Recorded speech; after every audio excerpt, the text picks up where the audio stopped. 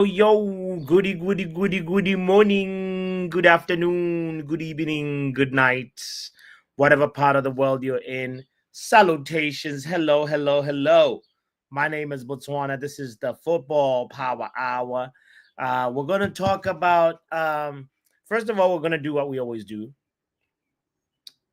The last couple of weeks, we've been doing that. We just sort of just look what is going on in the football news, look at the news feed, Fabrizio feed, etc., and also just sort of reflect also on the Omar Berrada interview. That's the other thing that we're going to do because he was talking some things. We got to talk about that, which is, you know what's funny? We'll get into this, but I always appreciate when somebody that's in the upstairs office, in the executive office, has time to, say things to the fans, because at the end of the day, we've been complaining about having people that were in charge of the club that were sort of ghosts and always missing and always sort of in the shadows. And now Omar Berrada gave an interview. He talked to, I believe, Andy Mitten. Finally, we're gonna just go through the Athletic, because you know what?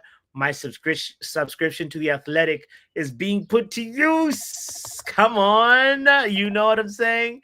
This is fantastic. I can't wait to go through this article with you. And also, the other thing is we're gonna also talk about the FIFA Club World Cup. I've been having a conversation with a few people, and I'm curious where you stand on this. Yeah, my name is Botswana. Don't forget to hit the like button. Don't forget to subscribe if you like the content, and also, you know what? Chill back, relax, enjoy, because what? It's June 17th, Tuesday, June 17th today, and still no here we go yet. I am not going to panic. I'm going to be chill, calm, and collected. That is my wish this Tuesday morning for me and for you. Football Power Hour.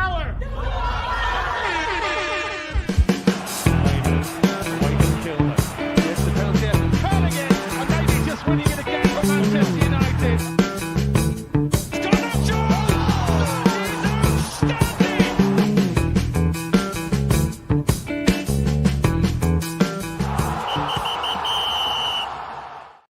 All right. Let's start up first with a big up to everybody. Warm welcome to Compost in the building, Young Poppy in the house, Lenny, and Tish in the building, and Riri.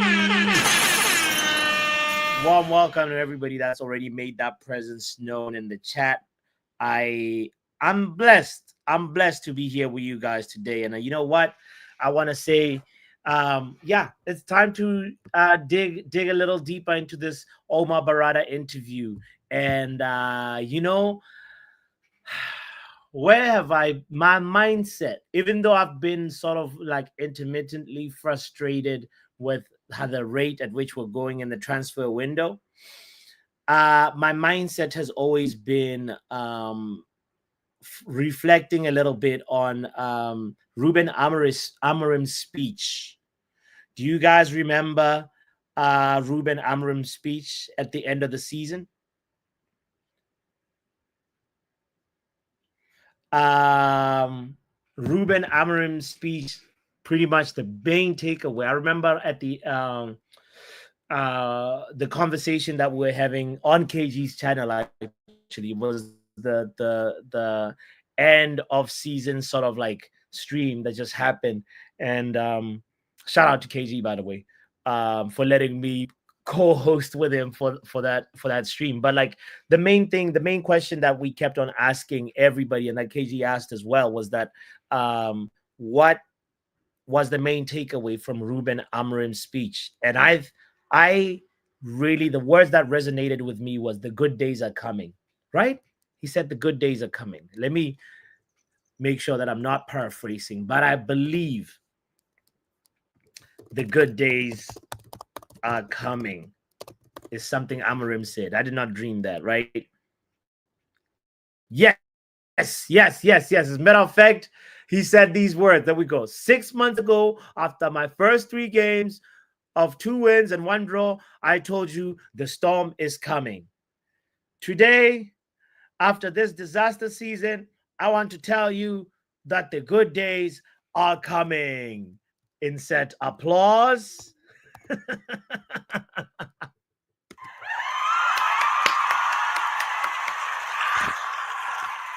The good days are coming, he said, right?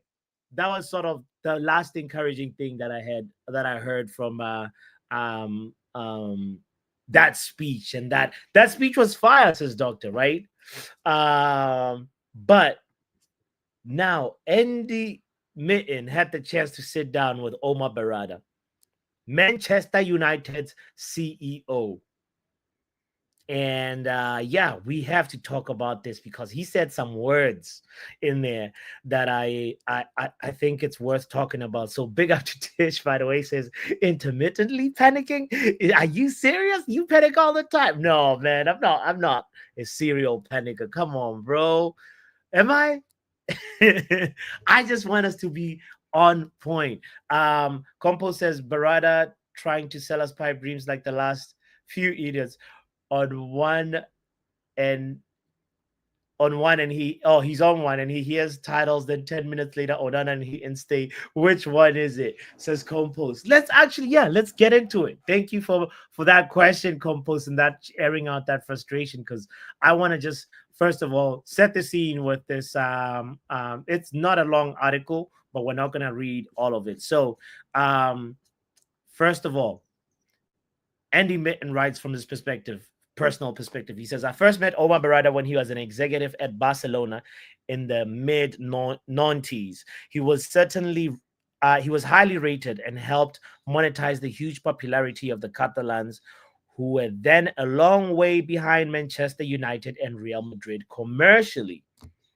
Such was his reputation. He was headhunted for a job at Manchester City in 2011. Berrada's last game before moving to England was the 2011 Champions League final at Wembley between Barcelona and United. Talk about horror. Berrada continued to excel at City, gaining experience on the commercial and then the football side. Then in January 2024, Man United offered Berrada the chief executive officer job, and he did not hesitate to take it. Come on. I remember we celebrated that. We said, we came out here and we're like, if you're big, you're big, you know? We hijacked Manchester City's like Omar Berrada, you know.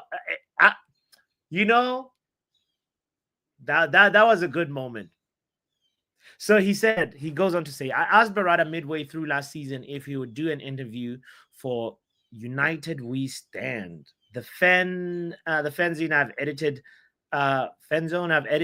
since it launched in 1989. And on June 2nd, I went to meet him at the Open Plan office where he works at Old Trafford. We spoke for 70 minutes in his first sit-down interview since he took the United job last July. This is interesting. Yeah, Doctor, we said that. We said that in this community. Big up to everybody that's in the building. Thank you for all the 20 people that are here. Kindly hit the like button, by the way. Oh, we're going to talk about that, Kenny. Don't worry. Shout out to Brush says, yo, title charge, you know. Shake my head. The title of this stream is Criminal Sin Bin Yourself. Bro, it's not my words. It's not my words. It's not my words. Omar's smoking that good. And he been to a serious pub when he sat down for 70 minutes with Andy Mitten.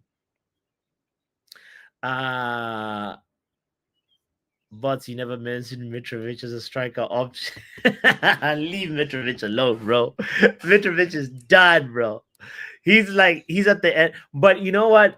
If it's deadline day and it's a few hours left, and not everybody said no to us, that's when we can talk about Mitrovic, the Chris Woods, the whatever, on a 1-year Cavani type deal, you know, 1 year plus extension, maybe. But anyway, let's not get distracted. Let's go stay on track. So Um, 70 minutes they sat down, these guys. He said, I had a lot of questions, blah, blah, blah. After the Europa League final defeat to Spurs in Bilbao, I had never felt as low as a United fan, but having done the interview, I came out of the room feeling more optimistic about the club's future.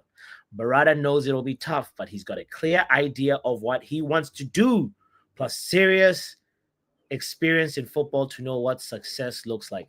It looks like Andy Mitten drank the Kool-Aid, the Berrada aid.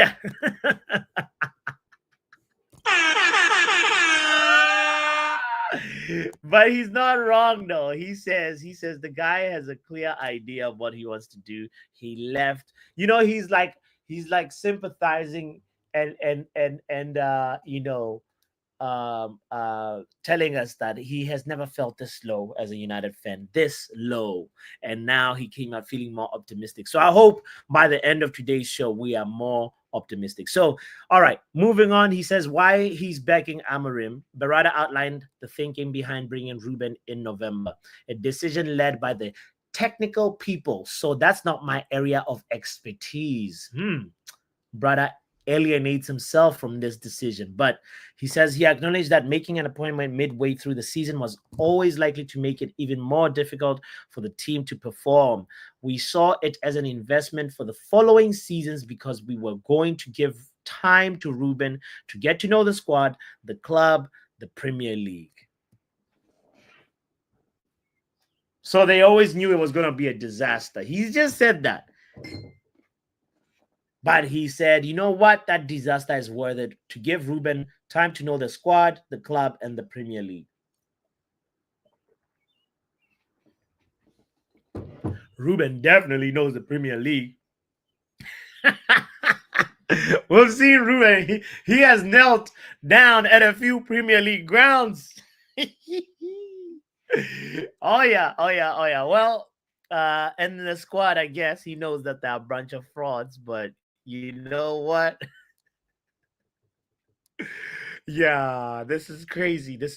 Ruben definitely has learned. So I guess in retrospect, he's gained experience doing in the interviews. Just imagine if Ruben had to do all those interviews for the first time in his first season coming in now. So okay, he has interview experience. He has sort of like the atmosphere, the level of tactical like expertise that every club has, that the different weapons that each Premier League club has. It doesn't matter if you're a mid-table team or a team coming from the championship, you have something about you that can excel, and that's a tactic that you practice and your coaches also work towards this. So it's different gravy. Premier League is not, you're not playing in Portugal anymore, Ruben. So I think in that regard, in retrospect, this is not a bad decision, even though the season was horrid. So he goes on to say, I'm going to skip a little bit of it. He says to this part. So by the time that we got to now, June 2025, this is where we are at this moment today at the recording of this show. We'll have had all the discussions about what does the squad need, the 2 to 3 year plan to get a squad that's capable of winning the Premier League. We have a very clear roadmap of how we're going to get there. Roadmap settings. Roadmap settings. He says he's got a clear 2 to 3 year plan. I'm not going to get distracted by the chat, by the way. Big up to everybody that is here, by the way. So we have a very clear roadmap, right? Had Ruben started on July 1st, 2025, meaning had Ruben started in 2 weeks from now, we wouldn't have been able to have all that knowledge, right? And that's what I feel these 7 or 8 months that he's had. He suffered in the Premier League and the team has suffered. That's why I feel it's really going to help us in the future. The man believes in pain before gain. What about when Guardiola? Anyway, whatever. Let's leave Omar Berrada and when Guardiola was coming. That's a different one. But I'll just read this part that he said as well. He says, talking about Guardiola, this is Omar Berrada talking about Guardiola's arrival at City in 2016. He says Pep stuck to his principles, and given what he'd won, he had an enormous amount of credit in the bank. He was allowed that first year to be below par by his standards. The club begged him that summer. The team started winning and created this winning cycle that lasted until this season. So he said Pep stuck to his principles, and his credit is the one that he was living off of, which is not outlandish, but Pep, Pep, I think he stumbled upon he effed around and stumbled upon position 3 in the Premier League in 2016, if I'm not mistaken, right? And we effed around and fell on 15th. Berrada described his first 11 months as a whirlwind, admitted that he could have not predicted the team having such a dire season in the Premier League, but maintains that things will start to improve. He pretty much says the worst is behind us. I'm gonna skip this part to the part that I was like funke when I read. So he says, I sit here today and I'm actually very optimistic and quite positive about what's ahead. Of course, we need to get a lot of decisions right, but we will make mistakes, there's no doubt. We'll try to minimize those. But what we want is to build something that's sustainable for the long term, right? So one of the most notable targets that Berrada, this is Andy Mitton saying this, writing this. He says, one of the most notable targets Berrada has set since he arrived at United is Project 150. Project 150. If you didn't know, now you know. There is Project 150. Hit the like button for Project 150.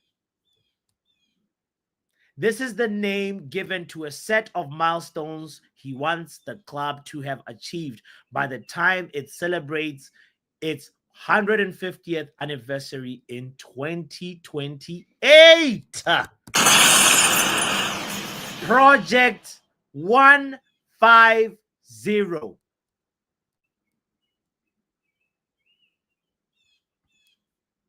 Guys, why has he been hiding Project 150 from us? They asked me, can you put a timeline on greatness? We can now put a timeline on it. 2028. So these include off-field targets, right? Being cash positive is one example, but others are on-field. Berrada wants United's women's team to win its first women's Super League title in the next 3 years, and for the men to follow suit in the Premier League. Title charge by 2028. Let me share screen so you don't think I'm lying to you. Because there are some people here that I don't know if the athletic will care about this, but whatever. This is what I'm talking about. Project 150. So we can win the title by 2028. This is where we are. He says, but is this realistic? Of course, Berrada replied. We've just finished 15th and it seems like an impossible task. But why not aim for it? Why not do everything in our power? Project 150, guys. He speaks with some experience. When Berrada arrived at Barcelona in 2004, the club was on the floor. That rhymes too. They finished second to Valencia in La Liga, lost in the quarterfinals of the Copa del Rey, and didn't even play in the season's Champions League. They were instead cast into the UEFA Cup, where they lost in the 4th round to Celtic. I wonder if they lost to Big Ange. Things seemed similarly hopeless at the Camp Nou, but within 2 years, they were European and Spanish champions. It's the kind of revival that gives Berrada hope for United. Uh-huh. There they are. Look at that. Barcelona went from 2004 also also runners up to 2006 European champions. Is that what that this image is? I see I see Eto though. So is Berrada gonna get us Eto? Is this what it means? I see Iniesta, you know.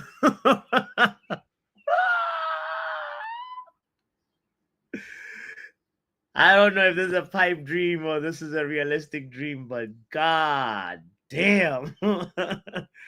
I firmly believe that we can do it. We have 2 or 3 summer windows to build a team, to start competing, to win the Premier League. And if we can achieve it before then, we'll all be happy. And so nobody's saying that we don't want to win it until then. Okay. All right. Uh-oh. Omar Berrada shows us that he had more than one drink because he went on to talk about Cunha, comparing him to Eric Cantona. He says Cunha is Cantona-esque.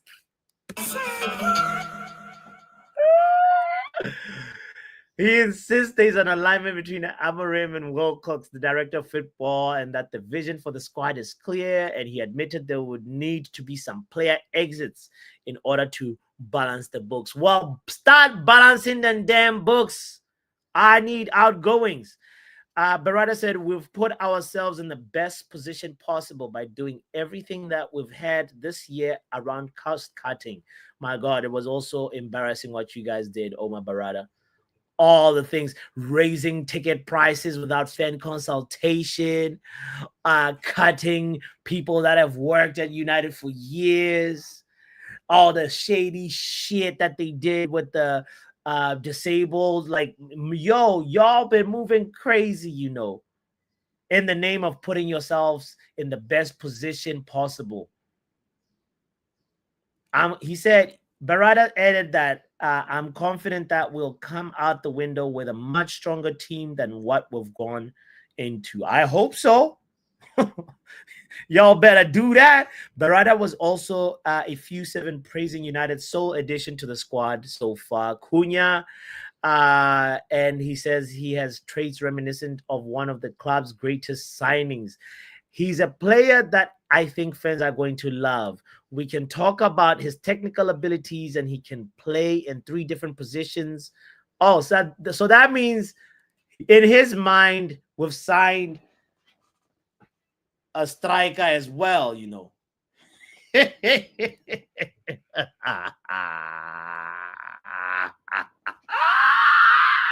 We have signed a striker, guys. He was drinking on the job, says he. Guys, we have signed a striker. All this Victor, what? Forget about it. Forget about it. He says he can play 3 different positions, and then he says he's a playmaking, attacking midfielder. He can score goals. He can make assists. I think he's going to lift people off their seats. He's got a bit of a swagger about him that people are going to really like. Dare I say, Cantona. Esca! Yo! We will be there. We'll be there. Means all the opposition. Them dead. All the right. Yo, Liverpool. When are the fixtures coming out? It's time to unleash our Cantona. Come on, man. Berrada moving crazy though. He moving crazy. He was an important one to get done. Well, now get him Buemo done, fam. Signings quickly. Sometimes when you're not quick, it's because you're negotiating and you're trying to make sure you get the right value for money. So being efficient or quick isn't necessarily the best thing for the club. I beg to differ, sir. Efficiency, and you gotta be efficient and effective as well. You can have both. You can't just be a slow slow poke over here saying, nah, I'm a negotiate and make sure I get the right value because other clubs are moving. Bro,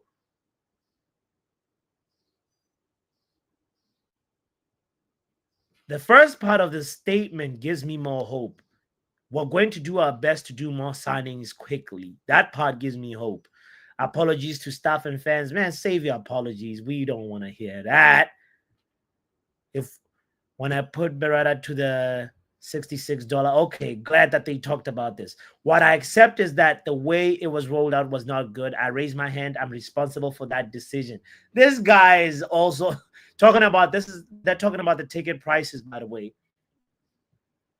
Good thing Andy asked him about this. He says if we go back to the actual decision itself and the percentage of people that it was going to impact, it's low, really low, but we didn't communicate it well and we did it too quickly mid-season. So that was a lesson and something that we try to avoid in the future. What we've done since is engage heavily with the fan advisory board and yeah, man, save me that nonsense. Save me. Berrada is smart. His father an economics professor and his mother worked for UNICEF. So he's got compassion and he knows how to save money. All right, all right. He speaks 5 languages and has lived in as many different countries. We like a well-cultured brother. His ability to see through football's bullshitters, as he puts it, will be put to the test in the coming years as he understands the need to stay calm and retain perspective. All right, all right. Look at him. Look at him. Making you can make a glazer smile. Omar Berrada with the Wilcox. And who's this? Is this Gill? David Gill? These are the guys that run the thing. He's a politician. Kenny says, save your apologies, fam. We don't need them.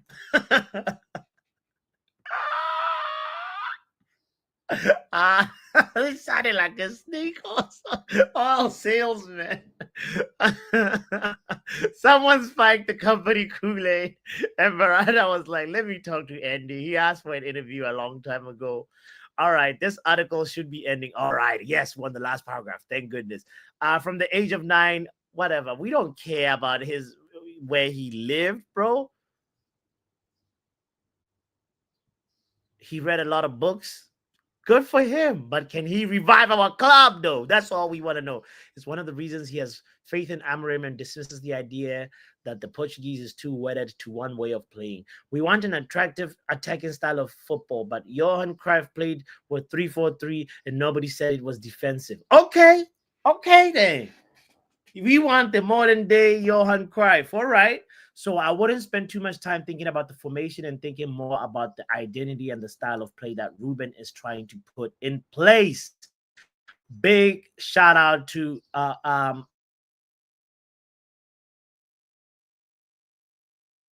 he read the books. He definitely read books. So wait, why is my StreamYard moving crazy now? I'm trying to link. Give me a moment. I don't know what's going on here, but I want to share. I want to also touch on something that's happening right now, by the way, which is the Club World Cup.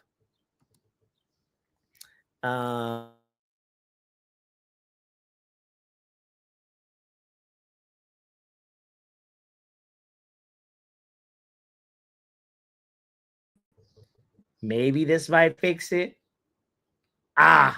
Just give me a moment. Give me a moment. We're having some technical difficulties. StreamYard moving crazy. Well, we'll be back in a second. Let me try and figure this out. Oh, gosh. Last night, Jabbo, Arsenal jábọ́, Arsenal lulẹ̀. Arsenal jábọ́, Arsenal jábọ́, Arsenal lulẹ̀. Wọ́n jábọ́, jábọ́, jábọ́, jábọ́, jábọ́, jábọ́, jábọ́, jábọ́, jábọ́, jábọ́, jábọ́, jábọ́, lulẹ̀, lulẹ̀, lulẹ̀. Wọ́n jábọ́, jábọ́, jábọ́, jábọ́, jábọ́, jábọ́, jábọ́, jábọ́, jábọ́, jábọ́, jábọ́, jábọ́, jábọ́, lulẹ̀, lulẹ̀, lulẹ̀. Arsenal jábọ́, wọ́n ti jábọ́, Arsenal jábọ́, wọ́n ti jábọ́, Arsenal lulẹ̀. Wọ́n máa lulẹ̀ lọ́ní. Arsenal jábọ́, Arsenal jábọ́, Arsenal lulẹ̀. Wọ́n máa lulẹ̀ lọ́ní sẹ́ o. Arsenal jábọ́, wọ́n ti jábọ́. I think we're good now. I think we're good. All right, we back. Okay. Hit the like button for the technology be technologying sometimes. You know what I'm saying? All right. I want to ask real quick, guys. Is anybody paying attention to the Club World Cup, by the way? I want to ask this question because, like, I've been seeing all kinds of different talk. You know, some people saying, yo, this is just a glorified preseason and the idea of it will never take off. And then there are some people that are saying, you know what? This is just the first things that happen when you start a new tournament.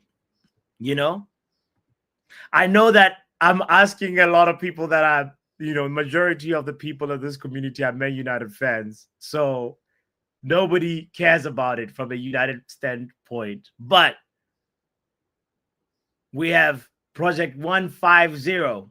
Remember, by 2028, I feel like Man United, if we were in this competition, we would definitely raise enough money to get us a new goalkeeper. So the importance of this tournament is actually being helped by the fact that I think it's going to happen every 4 years, if I'm not mistaken. I could be wrong. I have not done a lot of extensive research on it. All I know is 32 teams. There's an opportunity for teams from different parts of the world, you know, and you get in by merit, by winning your domestic league, and there's probably like a few other stipulations as well for different parts of the world. But yesterday, when Chelsea played LAFC, it was the first time a Premier League team and an MLS team played a competitive game of football. Now, some people will be like, okay, but let's be real. In America, football has not been, soccer, as it's called, is not a big sport. It's not the biggest sport, but it is growing. There's going to be the World Cup, the actual international World Cup next year. That means the awareness, that means the appreciation for the game is going to keep growing. And let's be real, to be honest, the objective, I think the ultimate objective for FIFA is to grow this sport and make it, you know, as big as it can be, right? But money complicates things. And as much as we like to, ideally would love to separate money from football, this Club World Cup has a lot of money in it. It has a lot of exposure for a lot of players. A player from Mamelodi Sundowns, a team in South Africa, they have the opportunity to play against a Champions League winner in PSG.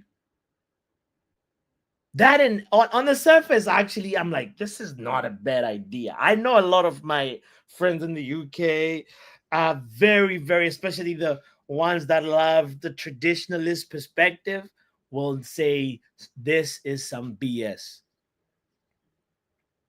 But Is there merit to the BS? That's one question that I want to ask. Is this FIFA Club World Cup worth it?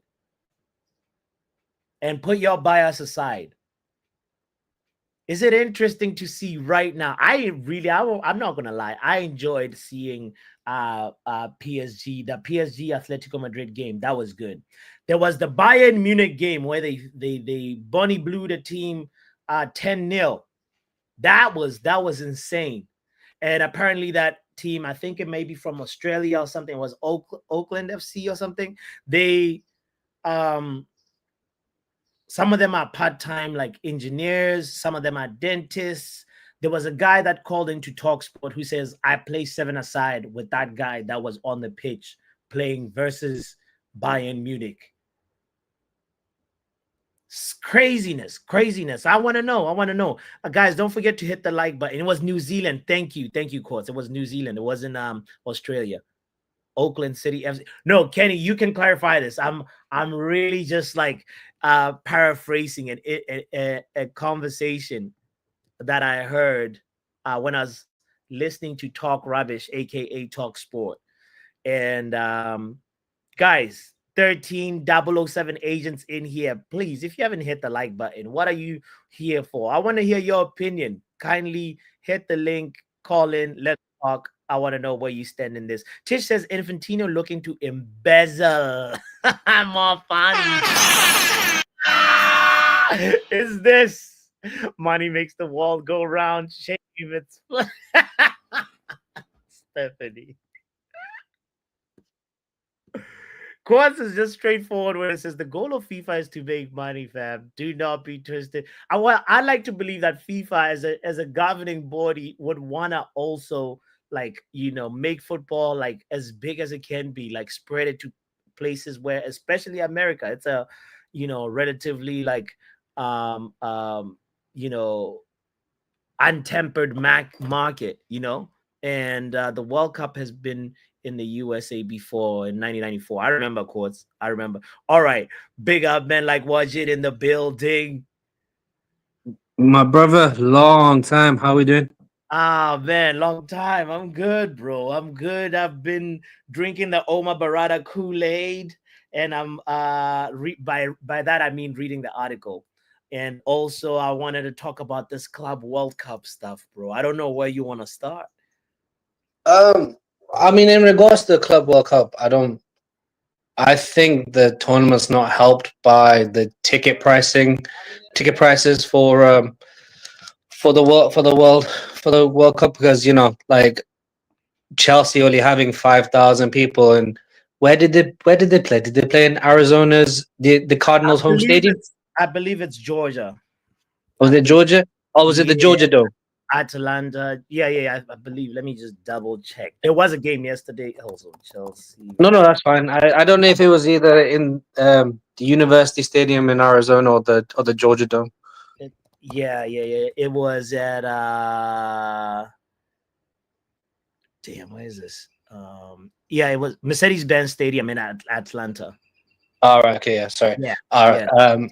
Yeah. So it's the ticket pricing that I think is really affecting the Club World Cup. Like, if you had it in England, if you had it in Germany, if you had it in South Africa, or like any other sort of footballing nation, I think you get far more interest than you do in the United States. Like I was looking at ticket prices, and up until an hour before kickoff, to get tickets for PSG versus Atletico, to be sat in the same seating section as if you're in Jupiter, it was $250. Jeez, $250. And I like tickets for the final start at $4,000. That's not how to raise interest. That's how to deter interest, bro. But I think that's the biggest problem, is that because the stadiums are so empty, it's not driving enough interest, and then it just feels like everything just feels like a glorified friendly and stuff. And Sorry, go. You know what it is like. That game in particular was on a Monday at 3 p.m. Is that US time? Yeah, Okay. US. Now you are expecting people that are, like to lure people in, and you're asking them to like leave work early. Like that doesn't happen, bro. Like in America, people prioritize work over everything. This is the No, no. most.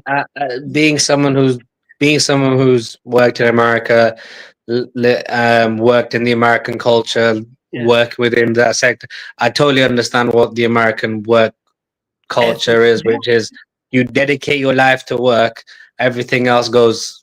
Part of my friends, but everything else goes fucks itself because you dedicate yourself to the job essentially. even in social events, all you talk about is work. It's It's work. work, Yeah, yeah, work, work. absolutely, Just absolutely. like, they so that it's already messed up if you're gonna put a game at 3 p.m. on a Monday. Who's gonna ask that boss to like let them go? Like for like it's wild. One, two. There is apparently they spent a lot of money though in the marketing part of it. They spent over 40 mil, which is crazy. $40 million.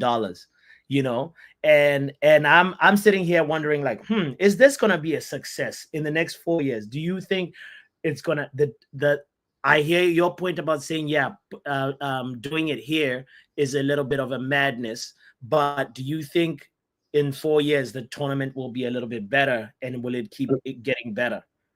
The thing is, I don't really know because I don't think anyone, any fan base, not just us, but any fan base, I don't think that anyone understands how the teams were picked. I don't understand how they worked out the coefficients for the teams.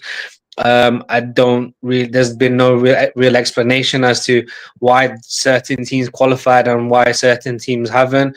Um, like Liverpool and Barcelona, for all intents and purposes, not being there.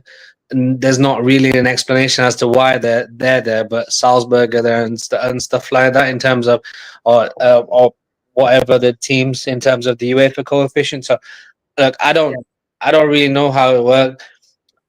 yeah, And I think the other thing is the kickoff times here for Europeans and it's a for people in Africa and stuff like that. It's ridiculous. I think so what was last night's it was last night's game, Botafogo versus Tunis. That kicked off at 2 in the morning, I believe. there we go. This is crazy. It's wild. Who's gonna wake up at 2 in the morning to Yeah, like and watch? especially for a game like that. Um so it's a number of things, and all intents and purposes, it's like Court said, like the Saudi investment fund, they've thrown 1.2 billion into this. The Mm, Zone have thrown another, I think, 500 million into this. So, and the prize money is just like extortionate. it's Chelsea effectively yeah, uh, fixed the entire PASR issues just because they're in the group stage. yeah, So, yeah, it's a number of things. I mean, we'll see what happens in 4 years' time. This one I don't think is going to work. yeah. In terms of Mr. Berrada, but you and I qualified to be CEO of Man United. You've lived in multiple countries. I've lived in multiple countries. That, You speak that's multiple true. We languages. speak multiple Yeah, languages. yeah. You've read We can books. read I've read books. the book.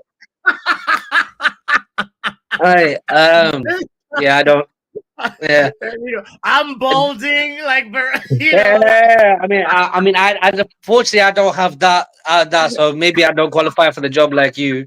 Yeah, yeah, then you Um, don't make it. You don't make it. yeah, You're the biggest sin bitch. Big up, watching. That's my bro.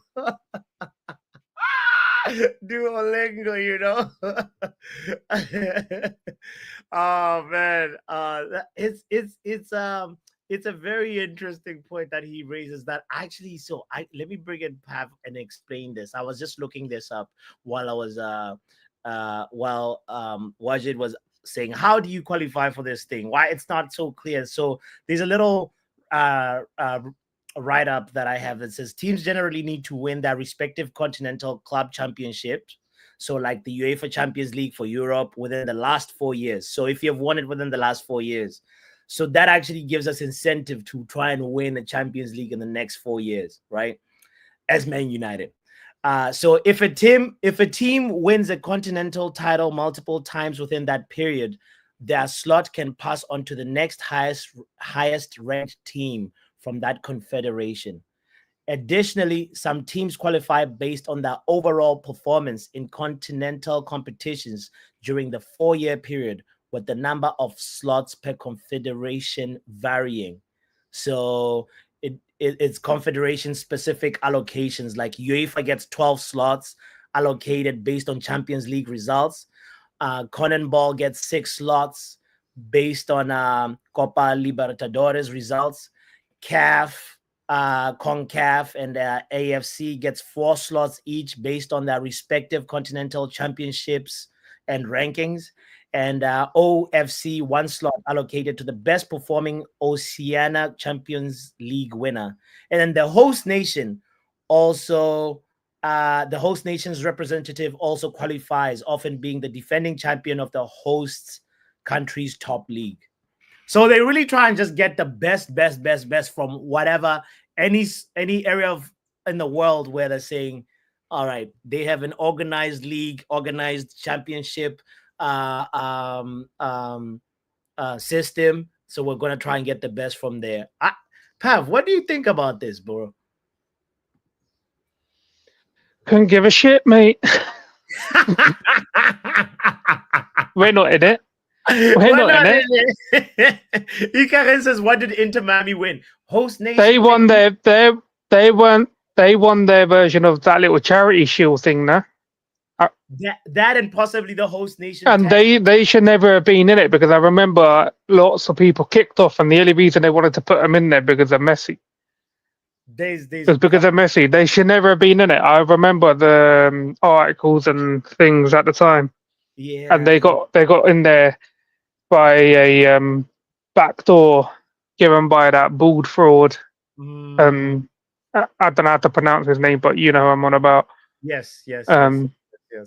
Yeah, but like I said, I'll be honest, the first tournament, shouldn't have been in America anyway. I'll be honest. The atmosphere is dead. Yeah. The atmosphere is dead. I'll be honest, well, you're not really American, you're from Botswana, but I'll say this, Americans do not know how to create an atmosphere, especially for football. I agree with you. Yeah.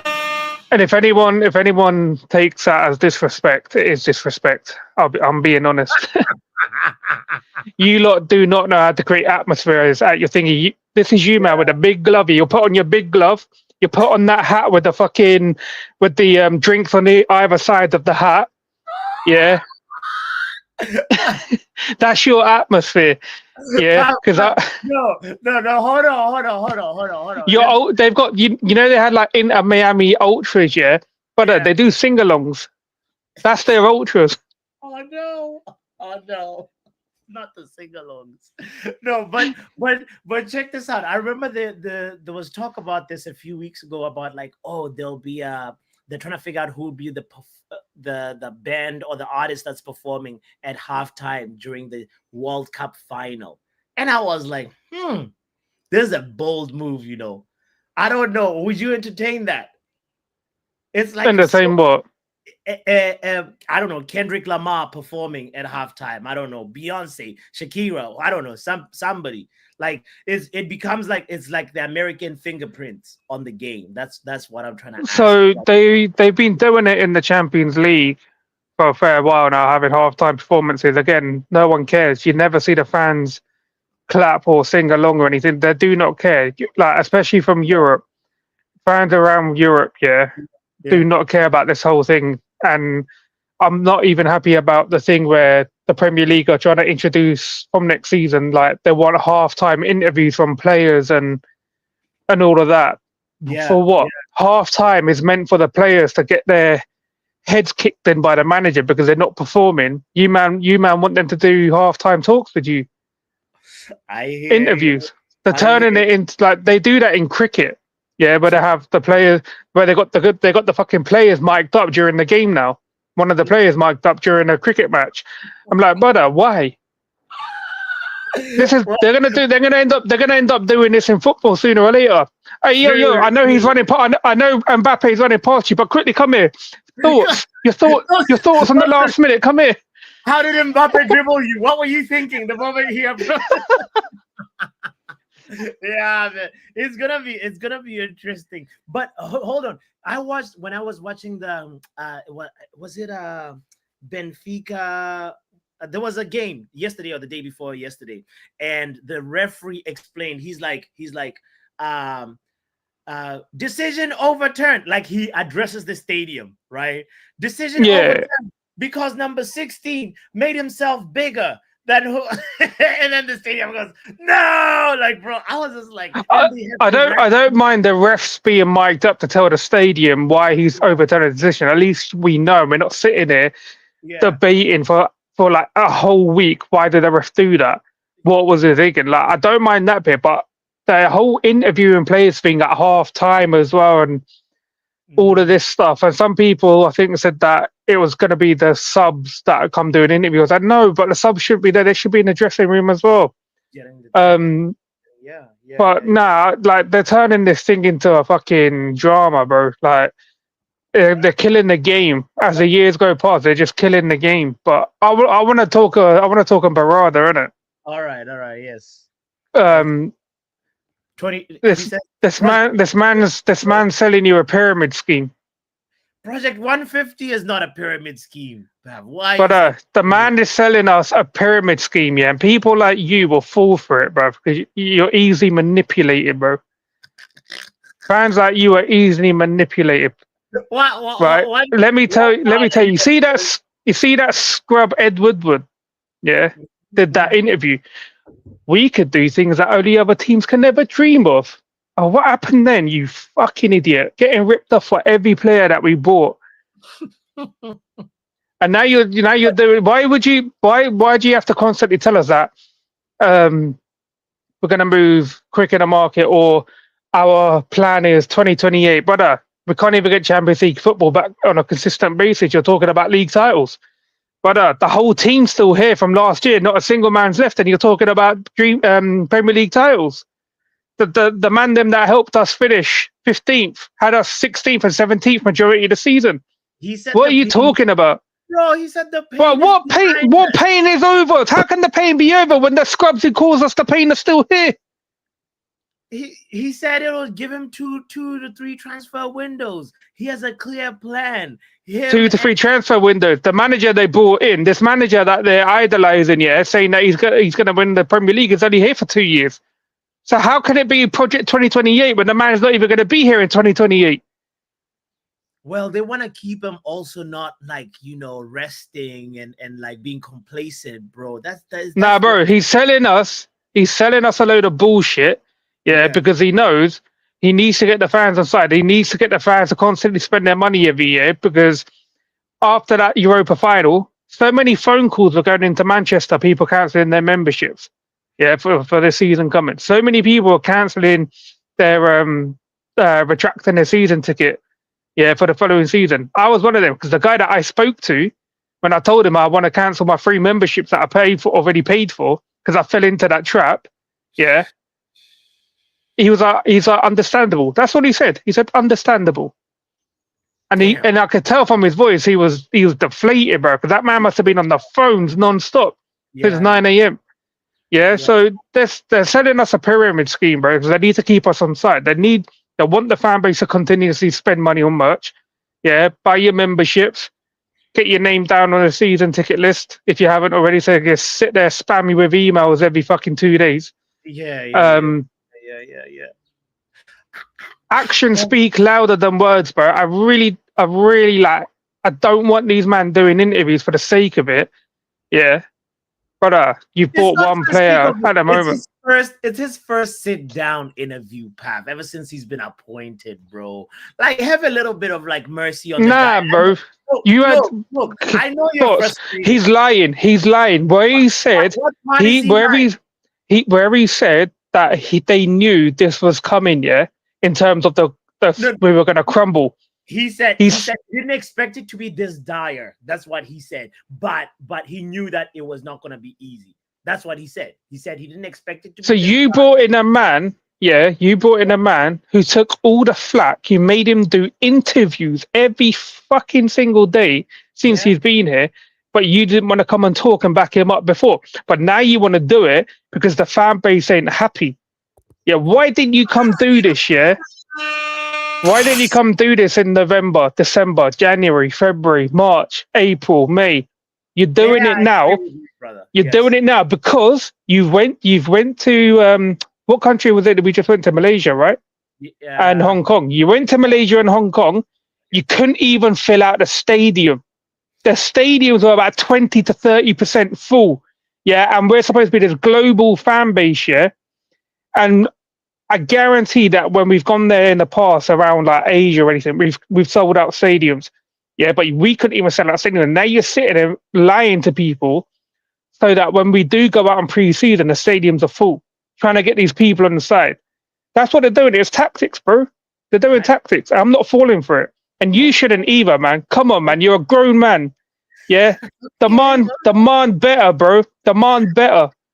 I do, and I demand a Premier League title before 2028, fam. That's where I'm at, bro.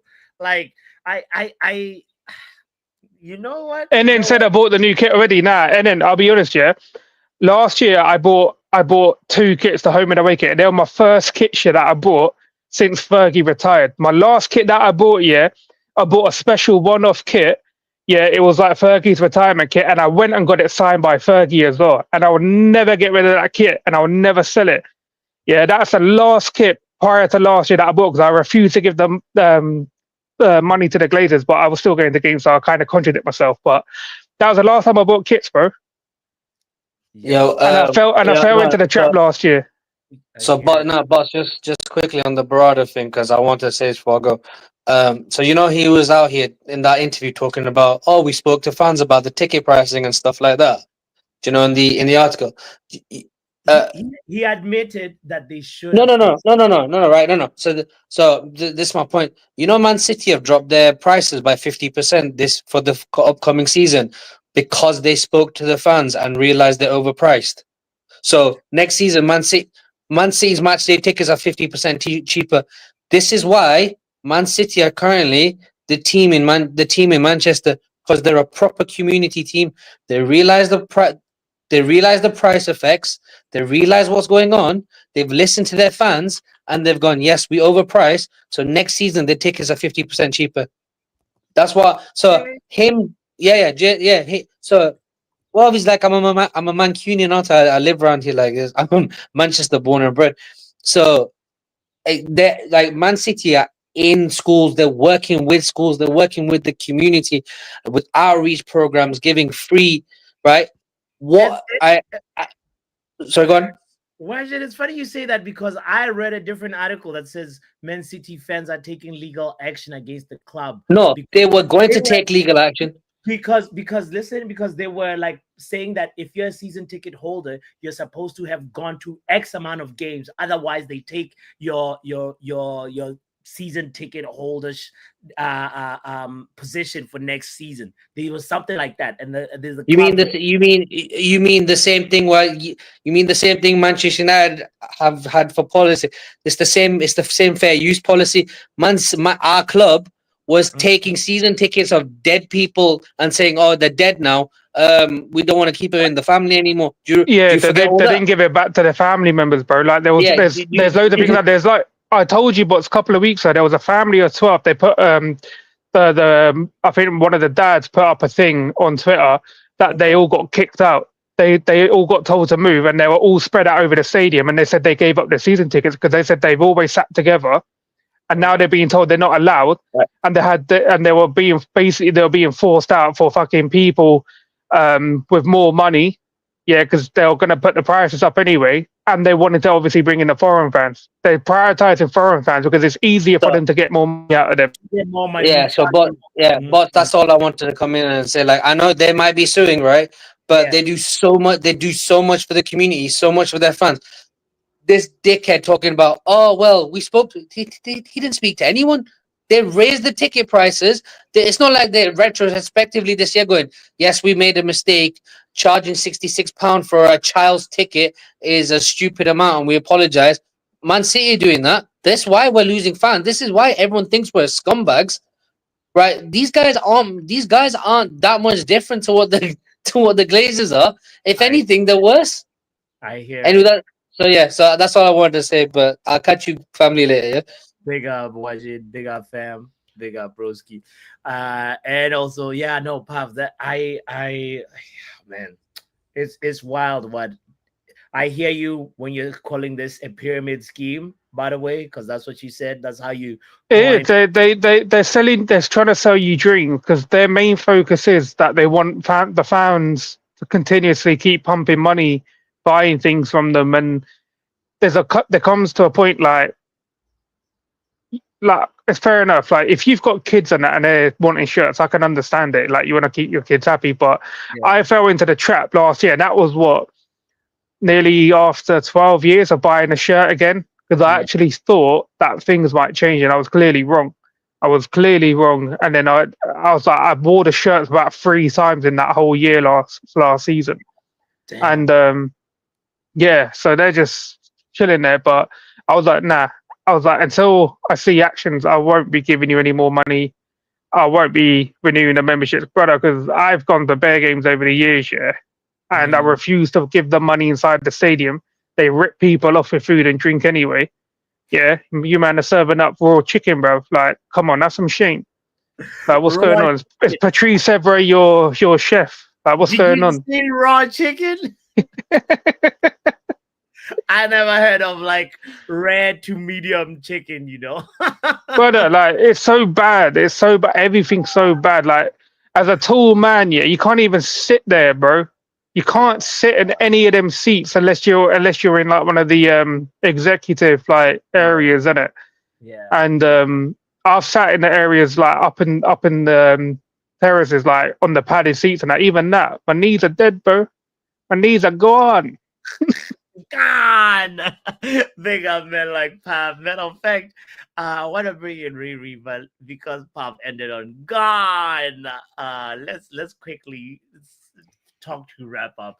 Is this a pyramid scheme, bro? What Project 150 is it? Listen, like I said, Berrada is in the PR. He's got to pull something out of the bag because he's under pressure. Man United is under pressure, and I'm saying it right now. Like I said, Ineos, they're doing a few good things, but they're still under review. I'm not saying anything yet. They're still under review, and the club in itself has done a lot of scumbaggery to its fucking supporters. I can't deny that. But all this cutting and all that, we better see improvements on the pitch next season. That's what I'm saying. And Berrada, as far as I'm concerned, go on. I know you are the biggest like Glenios. You like calling them out and saying the freaking Glenios and ineffective. But he said give him 2 to 3 transfer windows and we'll be doing a title charge. Bullshit. That's PR. Why is it PR? Why is they're on the second transfer window now? So you think in the next one we're gonna be challenging for the title? No. Are you mad? No. He says now. Are you mad? No. He said now. Listen, you just said 3 transfer windows. You said 3 they're on the second one now. Did he say from now? Did he say from now? Did he say from now? Or did he say 3 transfer windows? Brother, he said this. Did he say from now? Let's not try and clean it up for them. Did he say from now? Wrap up. Let me clarify what he said. Okay, I'm not gonna like fabricate nothing here. He said, bro. He said right now because he was talking about appointing Ruben Amorim mid-season, and he says, but look, we are here in June 2025, and if Amorim had basically first, what happened wasn't that the man miscalculated and he's trying to clean it up. That's what's happening because he never thought. Let me land this quick punch. He never thought we were going to finish 15th. So all this is all cleaning up now. Oh, we've done all the work now. Go on, continue.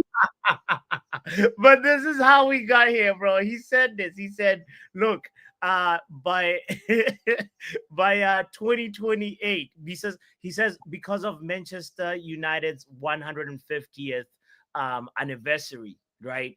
He wants that to be a reality. Us doing this is here. It's a milestone that he's targeting. That look, Yeah, yappa.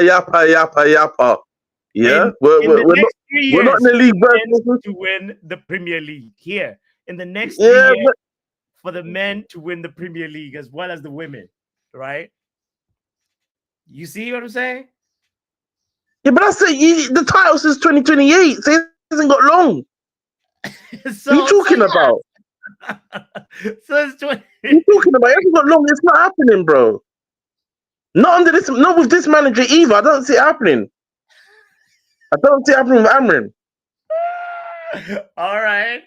You don't see it happening. And It's fine. I I saw respect in the comments, so I'm still in the comments. that. Okay.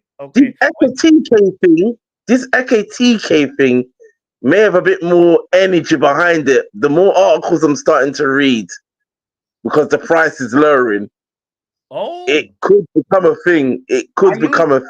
Are you telling me the truth? Wait. Katika is getting cheaper by the article, by the day. No, What are you yeah, I've looked at some articles. I've been looking around, and it says they're willing to drop it to 63 M's. Yeah, and I looked at one article. Some German guy was saying, "Oh, Vivel's got a good relationship with Frankfurt from his days from Red Bull, Yes. so he's gonna try and lower the price even more, and that could become our marquee striker for the season." So. Oh. So Yo. Are you serious? Are you telling me the truth? So, yeah, that's what the article's saying. That's not. He's not saying it's guaranteed. He's saying Vivel is working on it. Okay. Christopher Vivel. All Yeah. right. But my thing is this: if you're gonna put all your chips in potential, it better work out. Mhm. It better work out. That's all I'm gonna say. But there's a bit more energy behind this Ekatike thing now all of a sudden. But my thing is this: outgoings are a must, because I don't even care about the signings now. Yeah. I need to see outgoings. You are agreeing with Omar Berrada without even knowing it, because he said the same thing too. He says we need to balance the books. He said that, and But no outgoings. It's not about balancing. I want to get rid of the ones who are finished now, who don't want to be here. Yeah, so get them out. It's not even about balancing the books. That's a no-brainer. But get Rashford out. Get Garnaches out. Yeah, Sancho. If you can get him out, get him out. Yeah, but if you can't, is what is. But at least get 3 out of the 4 out. That's my thing. Get 3 out of 4 out. In fact, no, Rasmus has to go as well. I'm sorry. He has to go. Let's be real. Wrap up. I know every day we want Rasmus to go. We want Onana to go. But from those two. Oh, no, I think he's staying. I think Onana's staying. Okay, Onana is staying. Okay. But we can still bring in a keeper, though. He should be number 2. That's what I reckon. He should be a number 2. He's not good enough to be number 1. So your absolute 3 outgoings are? Let's hear them again. So it's Rasmus, Rashford. Yeah. Garnizzi. 3. Rasmus, Guaranteed 3 years. Rashford, Garnizzi. Yeah. And Anthony. You're keeping Luke Shaw. Luke Shaw's not going to go anywhere. There's no point talking about him. He's not going anywhere this season. He's not going to go. There's no point talking about spoiled milk. He's done. Okay. Luke Shaw's not moving anyway. He's injured again anyway. What's the point talking about him? Okay. I'm targeting PSR dons. Rashford and Garnizzi will be great money for PSR. Yeah. Mm-hmm. And Sancho, I want him to be gone, but I know that's going to be a last minute loan thing. I know that's what's going to happen, or he could end up being the gulag. Who knows, whatever. Yeah. But Rashford and Garnizzi should have to go. Definitely. Luke Buffet ain't moving. Pav, what do you want to say? Luke Buffet is staying here, bro.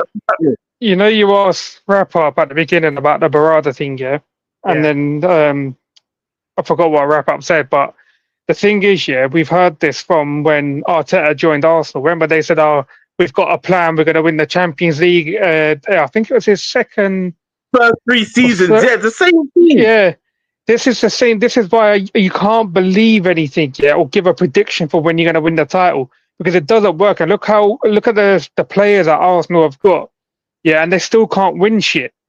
Yeah, this is why I The say build has they're gone just wrong. waffling to keep you on side, Fact. and that's why so many Arsenal fans are happy enough to just be in the Champions League and not win anything. They do not care about winning, bro. From to counter that, like Berrada, when he got to Barcelona, as you saw in the article, they were rock bottom the first year. They didn't win anything. Yeah, but Barcelona were always going to make it back with or without him. Just because he was Yeah, there at the that's the time thing. doesn't mean it was gonna. It was That's just point. because he'd done That it. point is point. They were always going to be there in the top two, always, no matter what. Look at the Okay. players they had. They had an off season, yeah. Was that the one when they were with Van Gaal, where they were rock bottom? I think it was the Van Gaal one, wasn't it? When he was there, Time, yeah. I believe so. But brother, they were always going to be back. Then Berrada's input, just because you were there, don't act like it was you who brought them back to the glory days when they would have been back. I hear it. He says, big up, have big up, rep up as well. Let me ask Riri where you stand with all these, all that we've been talking about. Shout out Riri, big up, sis. What's going on? Yeah, you know, Omar Berrada interview. He's talking title charge in 2028. It's called Project 150, you know. And also, you know, there's the other thing that we've been talking about, the Club World Cup. You know, I don't know how you feel about any of the above mentioned. So let me get this straight. You went from promoting baby oil to promoting snake oil? I'm not ready to end the show yet.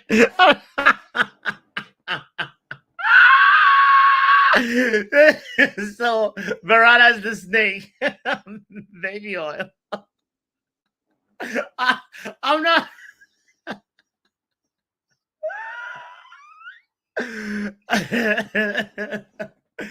What am I gonna do? Bro, at this point you need an intervention.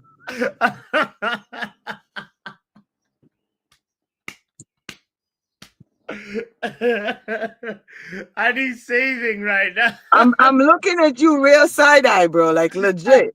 I got mad love for you, but I'm looking at you side-eye. I feel like I gotta drive up to Boston at this point.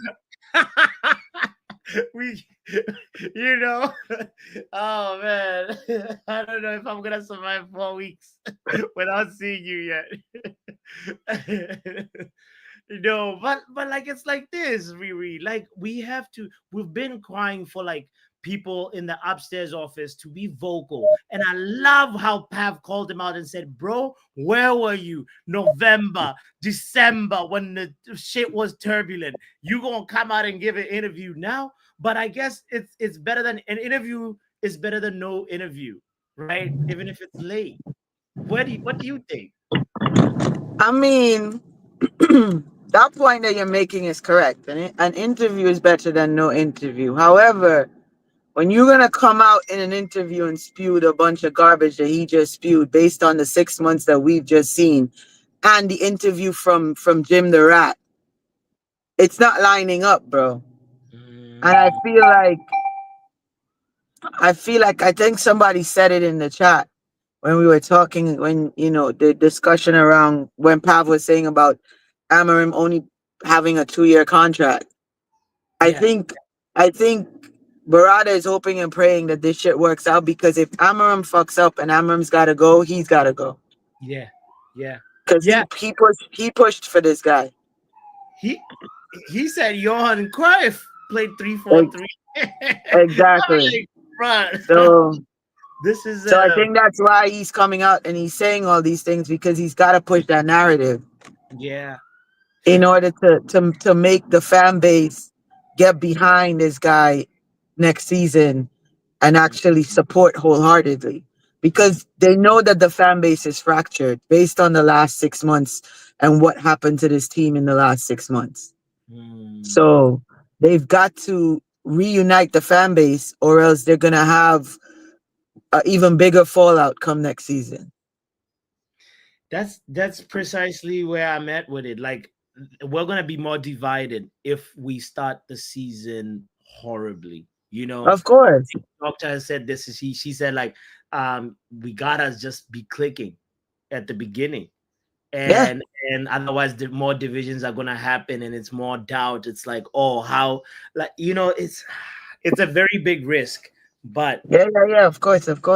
they took the risk. They say if you don't risk, you don't have a story. So Yeah. No, I mean, there's that saying, no risk, no reward. You know what I mean?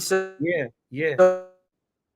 So at the end of the day, you know, that's what it is. You know, no risk, no reward. Because if you don't take a gamble, you don't know how what's gonna happen. But So he said 2028. Was that like is that a bad thing, or is it like he shouldn't have put a timeline on it? You know, what do you think about it? How are you? buenos días, ¿cómo Yes. está? Bien, and you? Yeah, you too. Sorry about that. No, está bien.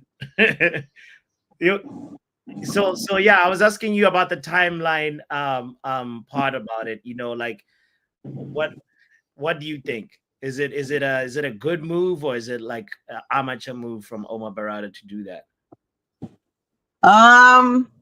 He's putting his neck out there. He's Like putting with that something time. on the line. Yeah. Yeah. With that timeline, he's putting his neck out there. But like I said, and he's got to do something at this point, because this is his guy.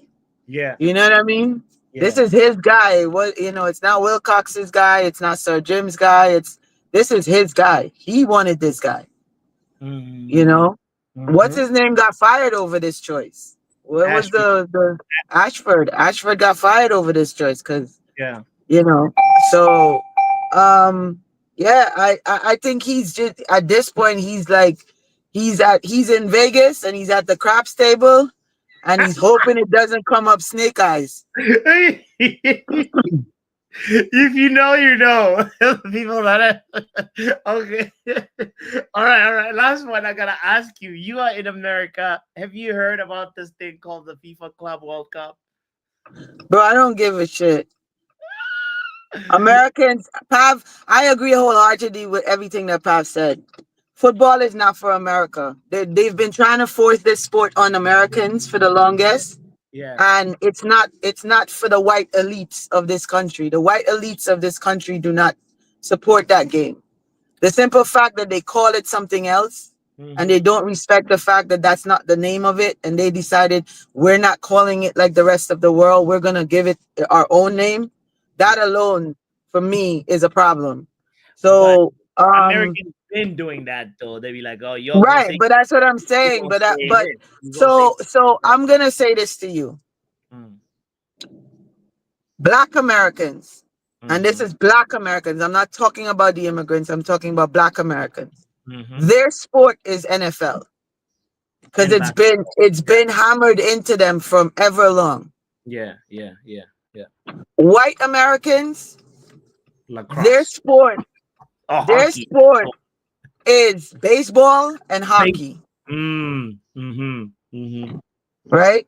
Because people don't realize how much money is in baseball. Baseball's money is crazy money. Take it from me.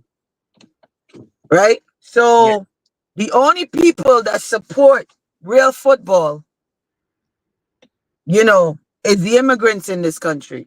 Because our families grew up with it. They came over here knowing the sport. They raised their kids to like the sport, to watch the sport. It's watched in houses, immigrant houses.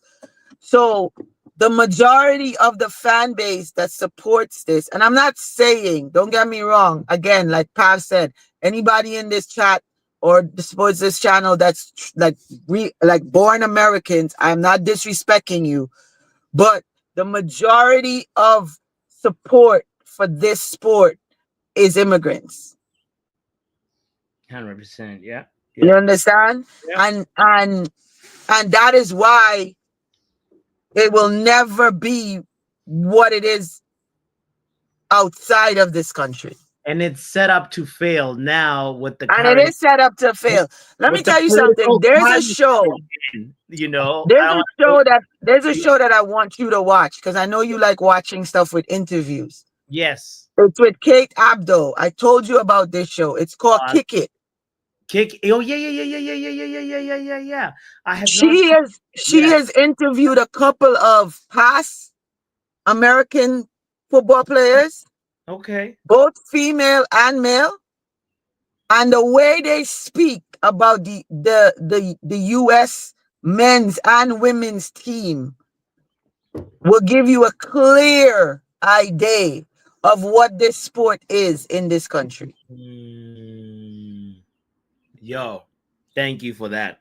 Thank you for that. Even Dr. saying agreed, Riri. Kick It is so good. And what I was gonna add to what you were saying about the immigrants supporting the sport, being the main supporters of the sport here, it's like it's set up to fail because I don't want to go too deep on this, but I already said it in your chat. I said it, and somebody told me, Riri, you're being wild. But it's the fact. It is. If you live here, it is what it is. You understand what I'm saying? And that is why. And also to Wajid's point, the price point for these tickets are exorbitant. Yeah, they are exorbitant to the fact that the common man is very difficult for them to buy more than one game, to go watch more than one game. And that is why I am telling you now, the World Cup next year, the stadiums in the US are going to flop. If they do not figure out a proper price point for these games that are going to be in the United States, you are going to see half empty stadiums for the World Cup in America. Mark my words. Today is June 17th, 2025. If they do not fix that price point situation, they're going to have half empty stadiums because nobody, no common person, especially with our economy being what it is now in this country, is going to be able to afford $300-400 tickets for every game. Yeah. No one. It's a tough one, So then all you're gonna see in the stadiums is the elites in the skyboxes, and in the XYZ and whatever. That's all you're going to see. It's literally going to be like the people, the difference between the people, the elites and the middle class. Exactly. It's unfortunate because if the situation in our country continues, and I think NN made that point. Yeah. Even the immigrants are going to be scared to go to the games because of our situation currently in this country. Because I'm gonna say this, and I'm gonna let me go. Yeah. If they're gonna go into schools and snatch you up, what's to stop them from snatching you up when you show up at a World Cup game? For real. Truth bomb right there from Riri. For real. It's such a wild climate that we're in right now. And I don't know. I don't know what our future is going to be. In men like Manj in the building. Yo, man, I gotta give credit to Pav, Riri, and Roger today, man. Cause of the day for real, man. Speaking truth, speaking opinions, you know what I'm saying? Shouts to them. My name says it all, 17th, but you bots, you look a bit stressed, but I hear it from what you're saying there. You gotta look at it from both aspects. In terms of the title charge, it feels very EA 25-ish, where you play manager mode, where they give you like a timeline, like we expect you to win this by such and such, and then you get sacked or whatever. And the FIFA Club World Cup, I hear the political sides, etc. I hear it. I can't speak much about it because I don't live there in America. Yeah. Shout out to you guys that do. I feel like the Club World Cup's been decent. The lesser games have been alright. I like the Benfica one yesterday against I can't remember who they played actually. Boca Juniors, that's it. It's actually a pretty good game actually. I like the referee aspect when they talk to the You like crowd and that? that. Would you I like liked it. that in the Premier League? The Premier League ain't gonna do that. Let's not be ridiculous, boss. They're not gonna do that. Let's be honest. But would you it's like for the Premier of League? course, because then we know. Then there's more clarity, and then we'll find out what happened. Then there's no like hidden agendas, as it were, you know. But anyway, back to the Club World Cup. I feel like the attendances are low from my aspect, is because of the Gold Cup as well. That's going on in the America, because I've just googled that it's happening in Canada and US, if that's right. So the tickets might be down because of that. So I feel like the attendances will get better.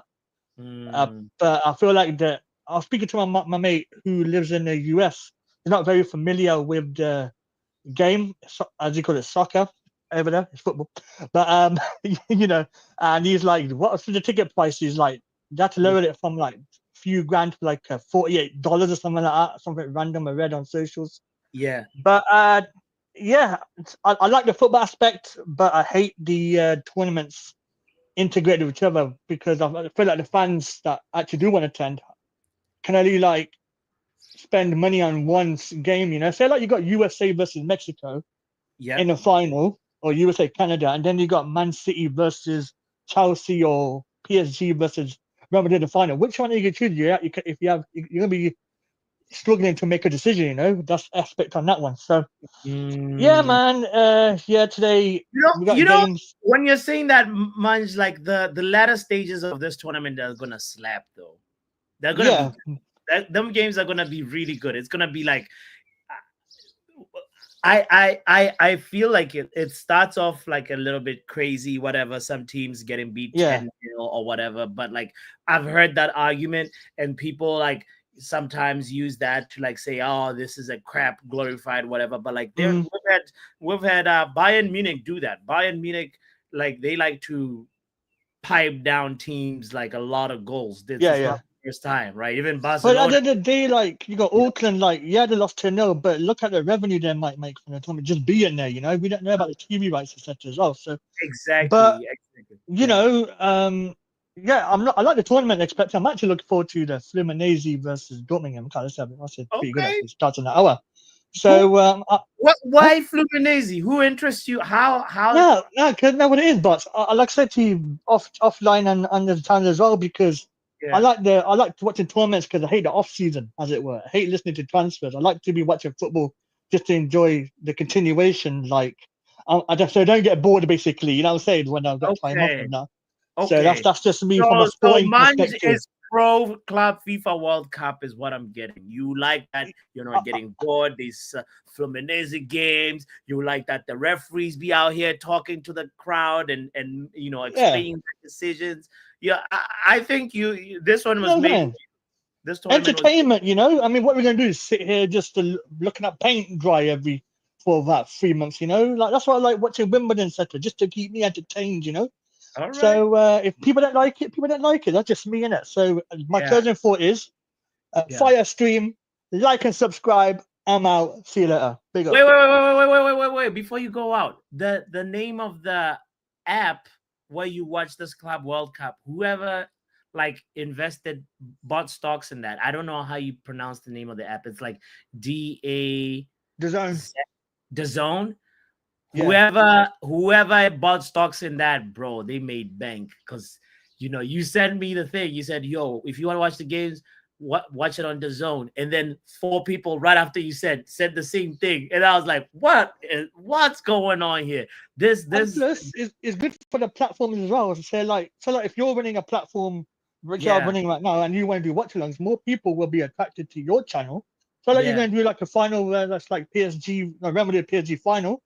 Chill along, people are gonna be attracted to you and say what's going on here. So the more revenue for the channel, the more revenue for the platforms that you run, everyone's a winner, man. So big up, man. Big up, man. Pleasure talking to you as always, my brother. Men like Courts in the building, and then we're gonna go to Doctor. Big up, Courts. What's going on, bro? How you doing? Yo, chilling, bro. I've been dissecting Project 150. I don't know if you heard about Project 150. there's a mentioned. lot of things that have been said recently, and you just gotta kind of, it goes in one ear out of the other. Like, Well, let me. so so boss, yeah, let me tell you, I was a bit naughty at school. I know it's a shock because you'd think that I was and I'd always be in the meetings with the teachers and be like, "Nah, I'm gonna change. That I'll be good. I won't distract the rest of the class. Yeah. Like I'm gonna lock in. I'm gonna be good." Yeah. What happens when the class starts? I'm straight back to distracting the class. Get distracted. What's the What the maid. my words would change, but my actions wouldn't change. Do you know what I mean? So that's what it is. Like, I hear you with what you gotta say, but show me. So Omar Berrada is just basically courts before school started. and then like once school starts, it's just gonna be like the same thing over again. Is that what you're saying? Am I? Yeah, no, I'm just saying. No, my point is, it's all well and good saying it. You gotta kind of show Actions. You gotta show. You gotta show that there's a difference. You know what I mean? I hear it, and one signing so far is not really saying what. The thing is, yeah, like, I don't even mind the one. Like, realistically, I'm not even too pressed about the one signing. I don't care. Okay. Like, that's not bugging me. That lack of outlines is bugging me. But do you know when you're just like, sometimes you're like, West Indies will say, "Chairman, you can't be bothered with this," you know. Like, that's what I'm feeling. I hear you. I hear you. Okay, all right. That's refreshing. And then I woke up this morning to see my nation lost to Guatemala in the Gold Cup. Yes.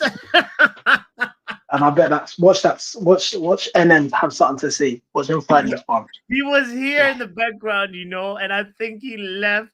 He left. I don't know. And then come back, man. I think he was coming to address you, if I'm not mistaken. But yeah, no. Unfortunately. So what does that mean now? After your loss today? Well, we got Panama and Guadeloupe. Now, I think we beat Guadeloupe. It's the big games, Panama. But Panama beat Guadeloupe quite convincingly in the group. 5-0 or 5-1 or something like that, if I remember correctly. So I'll go, like, we need to basically win out. We need to win out to guarantee we need to guarantee getting through. We just need to beat Panama and Guadeloupe. Guadeloupe, we should be able to beat. But also, there's the World Cup qualifiers starting in September. I think we're in a group with Bermuda.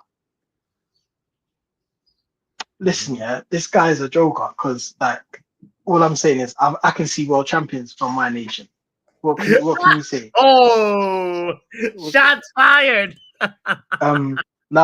We got Bermuda, Trinidad, and who's the other country? Curacao. Yeah. So I'm saying Jamaica 2026 World Cup. All right. But then I've seen the ticket prices for this Club World Cup, and I'm like, I ain't guys. If that's the tickets for the Club World Cup, imagine what the actual World Cup's going to be. World Cup, it's madness. It's a madness. What do you think though about it? Have you watched any of the Club World Cup games? Nah, but partly that's just because of timings. Like, it's not a time that suits me, and it's also not games that really kind of suit me as well. Like, I'm not really interested in it. I might watch, like, I'm not gonna lie, when it comes to like the latter stages, I might jump on. Like, them games might be good. Latter stages might capture me a little bit, but then again, it depends on what time it is. Like, am I gonna stay up until 2:00 to watch Botafogo? No. Like, no offense to Botafogo, shout out to them, but no. Yeah. Twisted Fate says the games have been very average, like the Chelsea, LAFC, for example. Well, it's postseason football, innit? And it's not like it's postseason football. You've also got the aspect where, like, these men are probably tired. It's not. It don't mean as much as a World Cup does. Like, let's be honest. Like, it don't mean as much as a World Cup, but financially for the club, it means a lot. Like, I think you can. Yeah, but do you care about your club finances like that too, Tom? Like, as a player, I mean, You're like, am I collecting my if the paycheck? if the current Man United team was playing in the Club World Cup, they'd be told, guys, if you win this, we can buy a different goalkeeper. I think a lot of the players will be motivated. Or these men were in a final and they knew that they could get a Champions League bonus and they decided to turn up. So That's true. so maybe That's maybe right. You're right. You're right. so maybe that's not Yeah. always the case. But you know, you're talking with Riri about the it's interesting you put Joe Blackman's thing. Yes. I feel like this is a truth is truth or box react type of conversation. What you're talking about with that, what's Yes. going on in the country, Yes. like out a yes, space yes. outside of this. I'm gonna say truth is truth. I don't even know. That's more probably truth is truth Joe, because but we don't want nobody knocking on my door, Courts. You know what I'm saying? Joe's yeah, but Joe's how many? There's been a few this year, so Joe's probably gone into retirement for the rest of the year when it comes to truth is truth. Because Oh, I feel like he's on a little quarter, so we'll do a few and then that will be in. That will be it. nah. And then he'll be it's- like, oh no, they're gonna be. And then the worst thing is he'll be like, no, they're gonna be every week. They're gonna be every week, and then week on week. No one ain't seen no truth is truth. Nah, he says he'll be happy to talk about it. Big up, Joe. Big up, Joe. He'll do it. He'll do it. I trust and believe. I want it, yeah, because it's a good platform. But yeah. Courts, Anyway, what else you?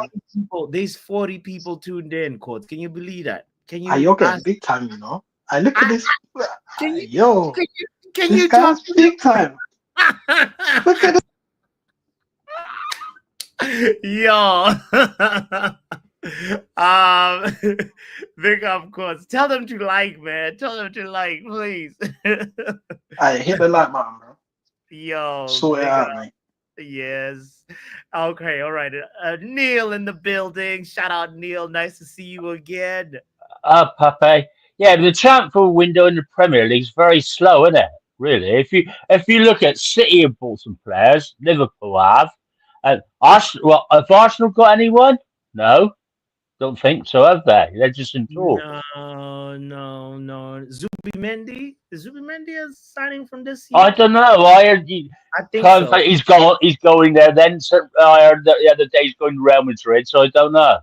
Yeah, So I think Zubimendi. Yeah. They've got Zubimendi. They're doing okay. Yeah. Yeah, but it's very slow, isn't it? It is slow, but Omar Berrada says it's slow because they're really trying to make sure that they're not being rinsed. Oh yeah, because I understand why we're doing it because we've been ripped off all over the years, haven't we? Yes. Yeah, overpaying the players. They also got Kepa, by the way, Neil. They also got Kepa, the Chelsea goalkeeper. You remember Kepa? Well, Arsenal signed in. And Arsenal signed Kepa to be their backup goalkeeper. Oh, is that the one who used to play for Fulham? He went to Fulham, didn't he? You mean on about it? Yeah. I think so. Yes. Yeah, that World Cup champions rubbish, isn't it? That one team in Auckland, what are they? Rugby country, isn't they? Football. Their players are amateurs. I've watched some of it, and then the first game who's no. I watched Bayern versus Auckland. Neil, correction. It was for Kepa, it was Bournemouth. It wasn't Fulham, by the way. Okay. Yeah. I watched Bayern versus Auckland. Yeah, it was like my local team, which is in Division 1, right? Because you got 3 leagues in England. You got the Premier, Championship, Division 1, and so you got 4 leagues in England. Well, my local team, Exeter City, are in Division 1, and so are Plymouth because they just got relegated from the Championship. That's just the league before the Premier League, so they're both in the same league. Well, that's what the Auckland are really. They're probably division lowest league, and and some of the other games, it's not worth watching, is it? No, I didn't. Did you see the Chelsea? What game was on yesterday? Yes. Yeah, Chelsea game was hardly any fucker in it, was there? That ground was bloody empty. It was at 3 p.m., Neil. 3 p.m. on a Monday. It has to be kind of empty, like what's that in the afternoon? In the afternoon, Neil. Yeah. Well, yeah. Well, okay. Yeah, but then you got hold on. Then you've got two of the biggest teams in England, not even in it, are they? Arsenal and Man United, two of the biggest teams in the world in world football, not Well, even in it. the Man United, whose fault is that? Well, yeah, okay. Because That's. there's a lot of money in this, Neil. You can win. Oh yeah, I'm not saying there isn't. There is Yeah. a lot of money, but is it? But how the hell did Auckland get into it? Because there's a slot allocation. The way it works is like every part of the world is guaranteed specific number of slots, right? So Auckland got there because they were like really good in that domestic Yeah, but they don't couldn't get anywhere. Same as Messi's team, innit? David Beckham's team, Miami. They're not going to get nowhere. Miami, the host nation, also gets to like I think they have a allocated slot for being a host as well. So I don't know if that's exactly how Miami got in, but like this is what I just found out. But listen, if you win this, you can get $40 million. Yeah, I know you can. I know, but I'm just saying there's a lot of poor teams in it. Sure. Yes. There's a lot of any news on transfers today for us. So Neil, not too much is happening. No, here we goes yet. You know, we're still sort of negotiating with Mbuemo and do you reckon we'll get him, Pepe? Do you reckon we'll get him, Omar? I hope so. Fingers crossed. Like I think you know, the Spurs to Mbuemo to Spurs rumor has died down a little bit. So I think we're gonna get him. Fingers crossed. That bloke from Sporting, I reckon he's going to go to Arsenal. Don't look like he's coming to us, does it? No. He's not coming to us. The first thing is Mbumo, and then from there we'll probably figure out what we're doing with a striker situation and then a midfielder. But Kenny says Tom Heaton signed a new deal. That's about it. Yeah, I saw that. Yeah, they reckon they're keeping him. I read somewhere because he's good in the changing rooms. That's that's what they really. He must be coming up to 40. Yeah, he must be late 30s, Tom Heaton. Yeah. Because before I don't know if you know that, because before he was at Maine, when he went to Burnley, his first club was United. He was at United as a junior. Okay, I didn't know that. Okay. Yeah, and they sold him. Yeah, he's come home, like you said. He's come home. I hear you. So no, but like so we'll see. Anana's staying. I can't believe that. Anana's gonna stay. Do you reckon Onana could improve next season? We can't get any worse. Get out of here, Neil. you go like shout it. Nah, Neil. But he's right though. Onana can't get any worse. I want to bring in Doctor real quick. Hold on, young puppy. Hold on. Shout out to Doctor in the building. Oh, bring young puppy in if you want. I don't mind waiting. Okay, all right. Just making sure. Damn, I was trying to tell you, give me 5 minutes myself. Like, so yeah, bring me Doctor in. I'll come in right after. I'll bring Doctor in. Okay, bring me back in. I was being polite. So polite this morning. That's nice. How's the working out going, by the way? It's going. Trust me, it's going. Is it going to Man United transfers, or is it? I don't know. I go every day, so I mean, okay. At least I'm showing up in the gym every day. All right. That's all I have to say for now. Okay. I hope that I inspire somebody else too. Yeah, go ahead. I have a question. Like, what have you been eating or drinking? What have I been eating or drinking? Water this morning. Ask me why. I actually haven't. Why? Because you are so gullible. You have believed in Berrada in them. No. The fact that you even answered that. I listen, I know it's a PR move, but like he sounds like an African politician. No, you can go through the PR nonsense and find nuggets of truth. But when was that? when was the last time you followed an election, an African election, or like the election in Botswana? Last year, the Botswana election happened, and for the first time, the party that had been ruling lost Since since independence. independence. Yeah, the Oh, party that. I forgot because Ghana is a whole thing. It's a whole Yeah. thing. There's yeah. musicians. But where and were you going with this about actors. African No, politics? I'm trying to say that I don't believe everything Berrada is saying because he sounds like an African politician, and I know this because I've been following the damn politics. Why? Wait, I'm still at Berrada sounding like an African politician. That is funny. He's just saying things to appease people, and you're falling for it. Because I remember Project 150. That sounds like something as to soon get as you behind. said Project 150, I knew.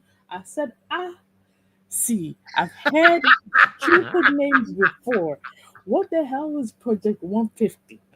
I get the idea. I get the idea. But what is he doing? No, he's just trying to make sure that when Manchester United celebrates the 150th anniversary, You're really defending it, man. No, I understand it. No, I get the whole point he's trying to, but outgoings. We need people to make me look like an Ineos disciple. I'm trying to find what he's saying because I want the owners, the people that are running things, to try and give us clarity. And one of the best points that was raised today was the fact that like we needed clarity during a turbulent season. Where were you? You wait till now to say that, but I get that, and I get that. Yeah, and I know where you're trying to see both sides from both sides and whatnot. But let's be realistic.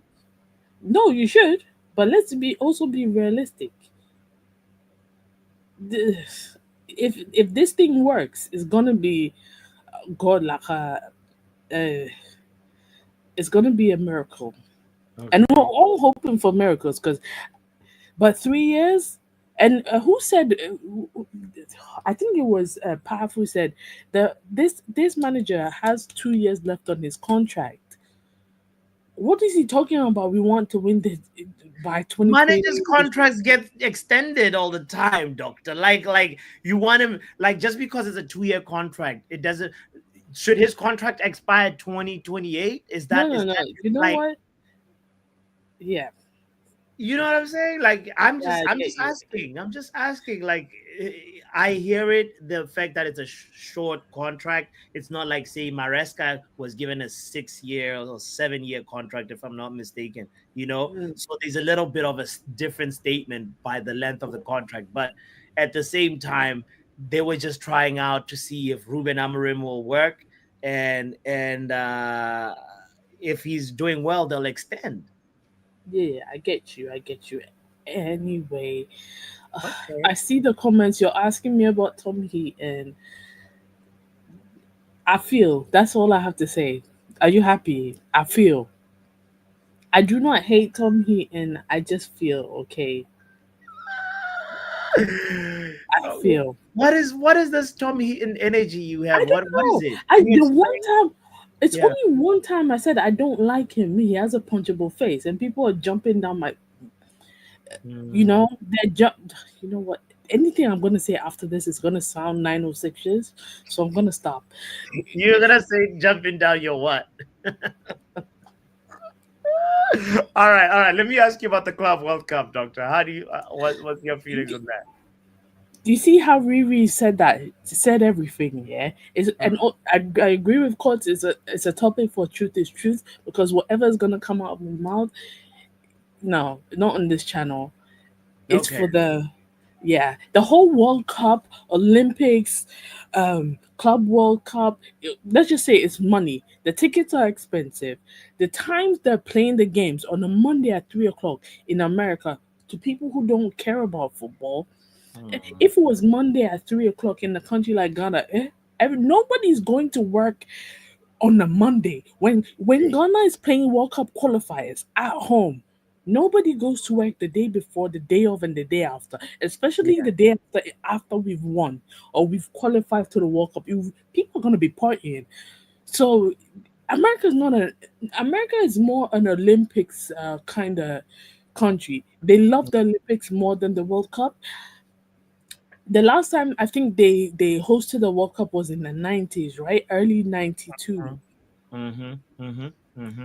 It wasn't even it wasn't like that, So I really feel like they should have really stuck to Canada and Mexico, you Yeah. know, because I hear to some extent Canada is a football country. Mexico is a very, very like they love football. So we would it would have been great. it would have been better for them to Yeah, place it elsewhere. One question though that I gotta ask you as well is like, so when Bayern Munich beat Oakland City Auckland FC City. It 10, was expected. Auckland City are semi pros. It's like Tamworth. You know but how Tamworth got listen to Russell's statement says Oakland City have qualified for the Club World Cup regularly. They aren't used to facing a team of Bayern's quality. That's all that happened there. Like, you know, eh, okay. so we shouldn't read too much into it. No, but there's other teams that have played that have Yeah, kept it 1-0, 2-0. You know what? 2-1. Let me just double check. Flamengo played ES Tunis. ES Tunis beat lost 2-0. LAFC they lost 2-0. Seattle sure. Sounders they lost 2-1. It was a close game. I kind of watched it. Yeah. Porto versus Palmeiras, it was 0-0. Al Ali versus Inter Miami was 0-0. So Mm, what? There's no excuse to lose 10-0. mm, Fluminense is playing Dortmund today. Guarantee it's going to be a good game.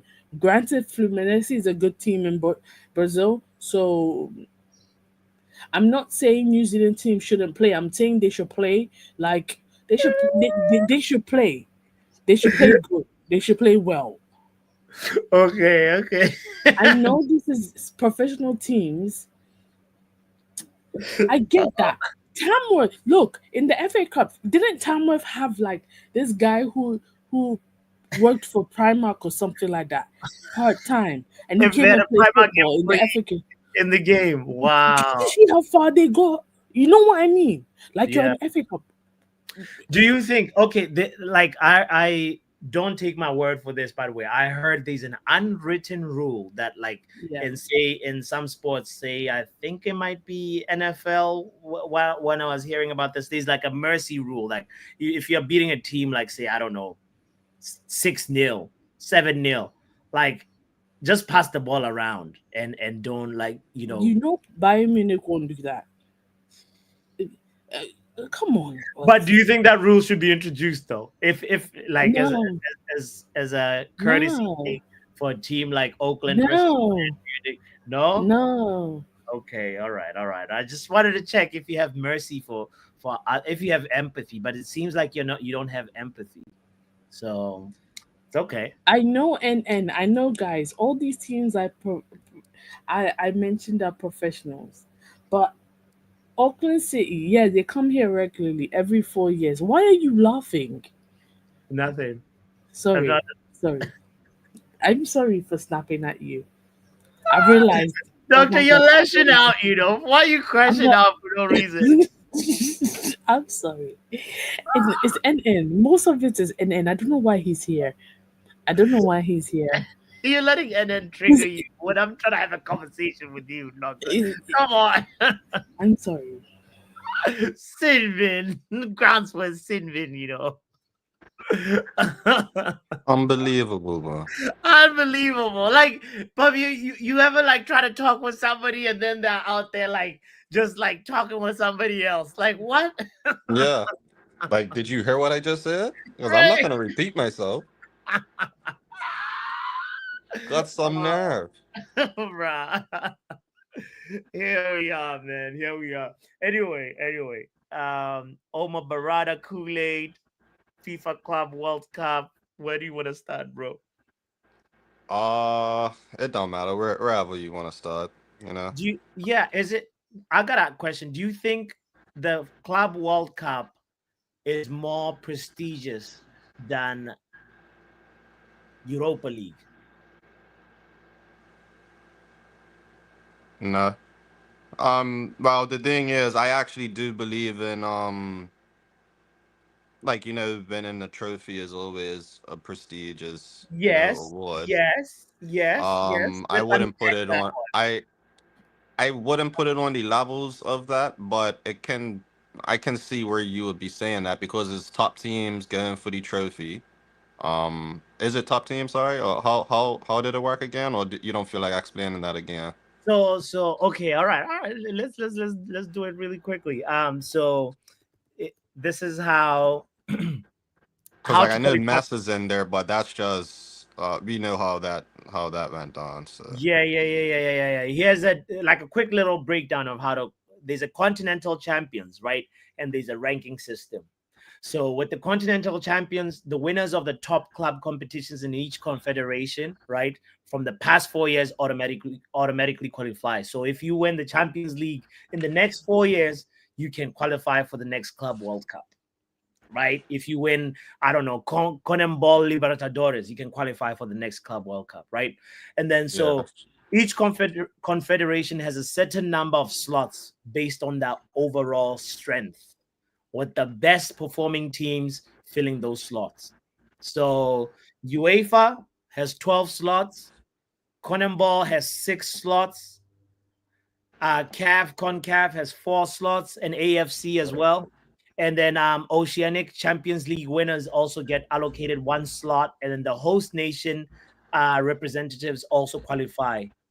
And it's okay, usually the defending champion of the host country's top league. So okay. that's just, it's by merit, really. It's really by merit. It's like Right. whatever. So I can see why you would put it on the same lines as Europa. Um I suppose so. The thing is I'm always been a the type of fan like I go for trophies. So if they're gonna, even create a Yeah, trophy and they have their standards, like it's like going for the any cup really. Like every yeah, team the same teams go for the same cups, like you know what I mean? yeah. So it's Yeah. just a matter of winning it. Take So and when you take that Atletico Madrid PSG game that we saw like yesterday or the day before yesterday, pretty much the PSG squad, most of the PSG squad that started, barring Dembele, right? Matter of fact, the kid that squad it was Odue, like but everybody else, the majority of that team was there. There was the Vitinhas, you could see like the whole team, and then from the Atletico Madrid side, there was Griezmann, there was Alvarez, there was all the heavy hitters of them teams. Let me right, just say, most of the heavy hitters of the teams were there. So you can't say that there is no quality playing. right, That's why I'd even bypass the conference league. I was like, this competition has potential to be have more weight than a conference league for sure. But what about a Europa League? I You know? think in due time, yes, Okay. because you have to basically it's one of them things you have to win to get to there, right? So Facts. yeah, And you're not guaranteed. so now what wasn't a stepping stone is slightly a stepping stone now to the actual finals in a sense, like going for the Super Cup or whatever, like winning Champions Mhm, League to get to the Super Cup. mhm, Yeah, all of that there, mhm. So But then there's also teams that that are gonna get knocked out. They're there for for for a serious beating. Like there'll be teams like I want my South African brothers to do well. I think they're playing today. Wait, when is my Sundowns playing? Hold on. Mamelodi Sundown. There's like some teams where I'm like, yeah, today they're playing today, and they're gonna be playing Dortmund on Saturday and Fluminense on Wednesday next week. So, am I expecting them to like dominate? Probably not, but it'll be interesting to see when they play Dortmund how my South African brothers Sundowns, Mamelodi Sundowns do, and yeah. Amazulu do, like so I don't know. It's a little bit of like an exposure moment for them as well. So that's why I'm torn on my feelings about this this competition. Yeah. Anyway, Sundowns versus PSG final. Yeah, Are I you have having a laugh? That's hilarious. That would be hilarious. But yeah, my country's got the football going on as well. Got the Girl Cup coming up and all. Oh, how you guys doing on the Is it Gold Cup? the Girl Cup? I don't think it started yet. No, it is the Gold Cup. There's the Gold Cup that's on. It That's is what now. somebody mentioned it earlier I on. don't think Because Canada and Honduras are playing today, and Curacao and El Salvador playing later as well. So you don't know when your team is playing, huh? no, we might not be in it. To be fair, I think when You- the World Cup Championship qualifier stage, the Dare stage. That's what. Yeah, that's what. How patriotic of you, sir. This is rather disappointing, young puppy. You don't even know. Yeah, my club, my country's mixed match, man. They play when they want to play. So I want to say they got they are yeah. Fuck, it was a little while ago now. For the qualifications in it. So yeah, what out of we're not in the Girl Cup this year. Yeah. It started. You see, Riri is like you on a yacht. That's why you don't even know. He's like, I don't even know if we wait. Bro, like, yeah, you gotta see in my weekend. Like, if you haven't, there's a lot of Instagram pages you could probably go and check out. But don't have your kids watching it though. It's not for children. But Yeah, puppy. just type in Bermuda on Instagram and enjoy. This guy, those were grounds for a sin bin, but also you're promoting your country in a different way. So, like, you know what? I can't. Can't even be mad at it. Big up yourself, my bro. Yes, big up yourself. Yo, no, we didn't talk Berrada. We didn't talk Berrada. Oh, that liar. We're Yeah, gonna talk that about liar liars. you said. You big fat liar. Kind of looks like him too. If he was painted blue, he'll look just like him. Give him some orange eyebrows, and I mean that's all he really is, isn't it? The eyebrows. So.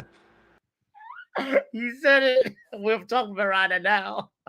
Oh, shout out to all the kind 26 people.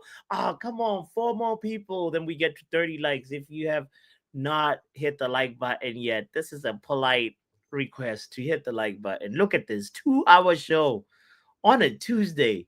Damn. You know what? It's time to go watch the videos that Young Puppy's talking about for educational purposes. You know what I'm saying? All right, let's hit the like button and oil the fuck up.